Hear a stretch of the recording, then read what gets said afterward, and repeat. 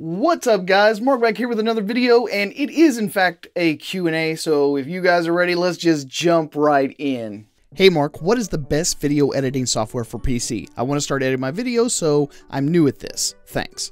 A lot of very good, high quality software is out there that's now available on PC as well as Mac that will help you do any editing, compositing that you could possibly want. And for the most part, these options are free. So let me start off the first one, DaVinci Resolve 12.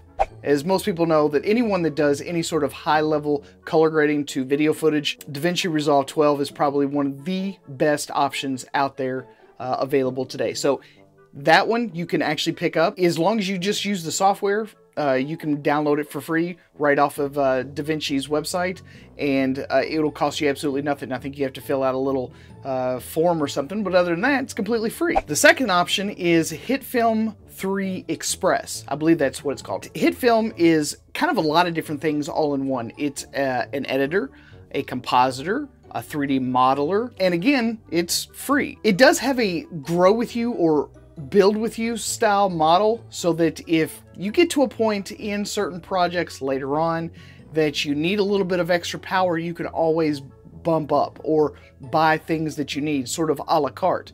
That way you don't have to buy the whole kit and caboodle and then only use a very small portion of it. And of course there are the old standby options like Adobe Premiere or Premiere Elements. If you want a slightly lighter version, you can also go with Sony Vegas, obviously Avid, which is a lot of overkill for most people, I think. Of course, there's Windows Movie Maker or whatever they're calling it now, but there are plenty of free options out there. And of course, you know, if you're looking for a lot of power, you're probably not the one asking this kind of question anyway. You've probably already settled on a high-end style editing setup, but realistically, I don't think that you could do much worse than either DaVinci Resolve 12 or HitFilm 3 Express. RCTV asks, cheap USB mic for Mac Pro?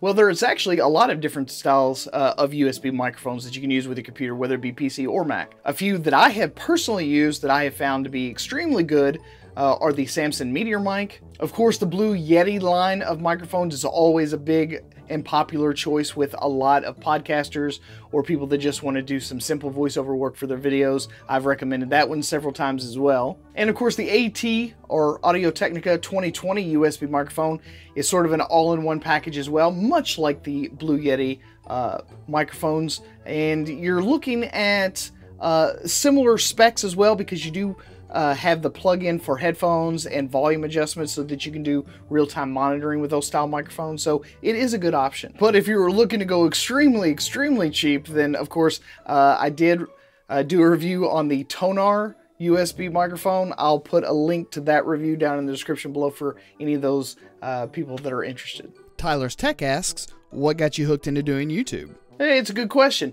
As a matter of fact, I started this particular YouTube channel back in, I believe it was April 2011, so I am working on 5 years of being on YouTube. And I guess the main reason that I started doing YouTube videos in the first place was simply because I love sharing information. I love talking to people, I love hanging out and talking about techniques and just different stuff. Like, I like to be social in general.